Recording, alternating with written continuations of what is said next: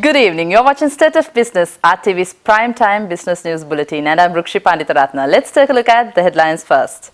Germany promises to support to regain GSP+. Northern governor says private lands should be returned to rightful owners. Now the news in detail. German Vice-Chancellor Sigmar Gabriel has promised to Prime Minister Ranil Wickremesinghe that Germany will extend their fullest support to Sri Lanka to regain GSP+ trade concessions. This was conveyed during a bilateral discussion which was held in Hong Kong this afternoon. The Prime Minister's office said that the German Vice-Chancellor promised to enhance relations with Sri Lanka, considering the positive changes taking place in the country. The Prime Minister had conveyed to the German delegation that Sri Lanka wanted German assistance to streamline vocational training and skills development in Sri Lanka. The Secretary to the Ministry of Finance says Revenue Administration Management Information System, which is known as RAMIS, will be implemented by year-end. Dr. R.H.S. Samaratunga said it will improve transparency, best practices, and will also reduce transaction costs. He said that reduced costs will enable local exporters to enjoy a competitive edge in global markets. There are complementary initiatives undertaken by the Ministry of Finance. RAMIS program, Revenue Administration Management Information System, now being developed and put in place in the Department of Inland Revenue, will certainly help us, transform and develop, the new system that will help us, the effective, good financial management system in the country. I would like to say that RAMIS would be completed by the end of this year. Dr. Samaratunga disclosed these details speaking at a forum organized by Chartered Accountants Sri Lanka on financial reporting in the public sector. The World Bank, Asian Development Bank and South Asian Federation of Accountants co-hosted the event. It was held under the title Credible Public Financial Reporting for Building Investors' Confidence and Economic Growth. To allocate scarce public resources and create the necessary fiscal space for development spending. One needs to create an environment that boosts jobs while protecting the poorest, because we do not want them to end up even being poorer than when we began. To do this, the legislature and the public need and they want information on how those resources that are controlled by the government are managed and they are used.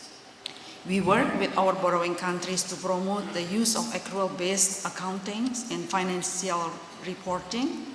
And in Sri Lanka, we encourage our partners, ministries, implementing agencies to follow the government requirements for piloting accrual-based Sri Lanka Public Sector Accounting Standards, or SLPSAS.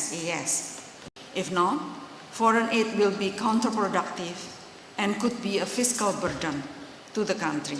Finance Minister Ravi Karunanayake also spoke at this event. When you look at the government that we inherited, we thought our public debt was 8.8 trillion, but finally it was 9.9 trillion, as well as almost 1.3 trillion of balance sheet.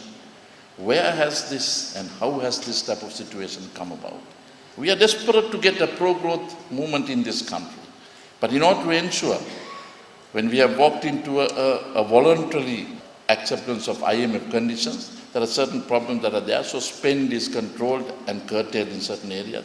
We are looking whether there is any new innovative approach that we can, in order to ensure that we display the true pro-growth approach to our voters who have elected us. Otherwise, we'll have a clean balance sheet and we'll be getting into opposition. See you after this break. Welcome back. Northern Governor Reginald Kure says there are no evidence to prove that military is behind gang violence in the Jaffna Peninsula. Addressing the media, he said that he believes that those incidents will be investigated by law enforcement authorities. මට දැන් කරන හමුදා මේක පිටිපස්සේ නැහැ. පැහැදිලිව. මට ලැබෙන කාරණා. පැහැදිලිව නැහැ.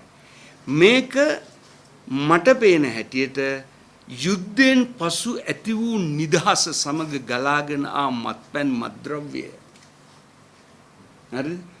මද්ද්‍රව්‍ය රැකියා විරහිත තරුණ පන්තිය. තරුණ පන්තිය. ඉන්දියාවේ සිට ගලාගෙන එන කේරළ ගංජා මද්ද්‍රව්‍ය. හරිද? මේවායේ ප්‍රකාශනයක් හැටියටයි මම මේක දකින්නේ. මම දකින්නේ. මේක ඇතුලේ වෙනත් දෙයක් මට පේන්නේ නැහැ. හැබැයි කරුණු තියෙනවා නම් ඒක බුද්ධියංශ විසින් හොයලා දෙන්න ඕන. Speaking further, he said army camps will exist in the north, but stressed private lands will be returned to their rightful owners. හමුදා කඳවුරු රටේ තියෙන්න ඕන. හැබැයි ඒක පෞද්ගලික මිනිසුන්ගේ ගෙවල් ඇස්සේ තියෙන එක හරිය නෑ. ත්‍රස්තවාදී යුද්ධයේ පවතින කාලය තුල ඔය ඉඩම් එක එකාගෙන් එකාට අතින් අතට මාරු වුණා. දැන් ඒව නැවත දෙන්න ඕන කියන එක තමයි රජයේ ප්‍රතිපත්තිය. ඔවුන්ගේ ඉඩම් සහ ගෙවල් නැවත දෙන්න ඕනයි කියන එකේ අර්ථය හමුදා කඳවුරු අයින් කරනවා කියන එක නෙවෙයි. හමුදා කඳවුරු අයින් කරන උතුර විතර නෙවෙයි දකුණෙත් අයින් කරන්න ඕන. හමුදා කඳවුරු අයින් කරනවා නම් දකුණෙත් අයින් කරන්න ඕන. මම දකුණේ උතුරේ දෙකේම හමුදා කඳවුරු තියෙන්න ඕන. කඳවුරු තියෙන රාජ්‍ය ආරක්ෂාවට භෞමික අඛණ්ඩතාවයට ඒක අවශ්‍යයි. Let's take a look at the stocks after this break.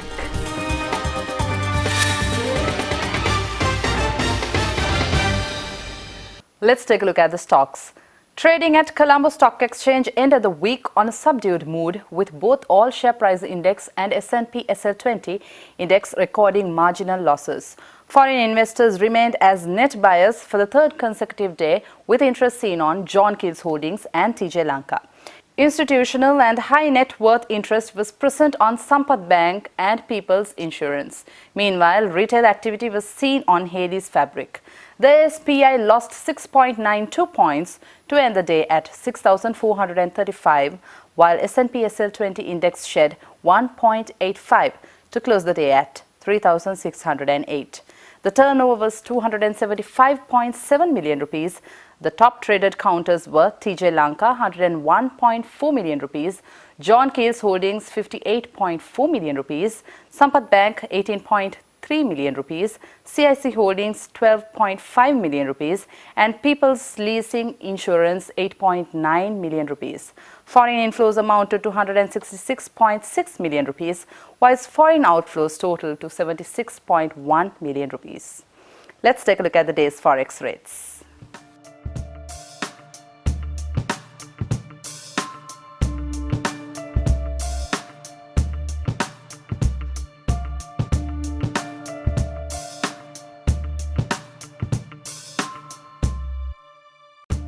Now we take a look at dealing room operations. The Sri Lankan rupee ended steady on Thursday as dollars selling by exporters late in the day erased losses due to demand for the greenback from importers. 1 week forward, which was actively trading in the market, ended at 148.75 to 148.85 levels. This week, the 3 months premiums trading around 265 to 280 levels, while the 1 year premium quoted at 955 to 970 levels.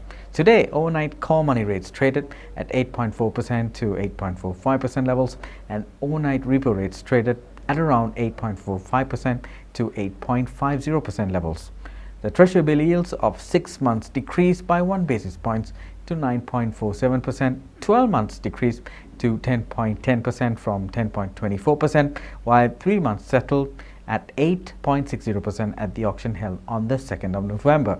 The Treasury bond rates in the secondary market was static during this week. Yesterday, the 6-year maturity on the 1st of October 2022 closing around 11.80 to 11.90 levels, while on the 1st of August 2026 maturity 10-year bond ended at 11.90 to 12.90 levels. Year-on-year inflation rate for October increased to 4.2% from 3.9% in the previous month. The contribution to inflation by food commodities was 2.86%, while contribution of non-food items was 1.34%. Annual average also increased to 3.6% in October from 3.4% in September.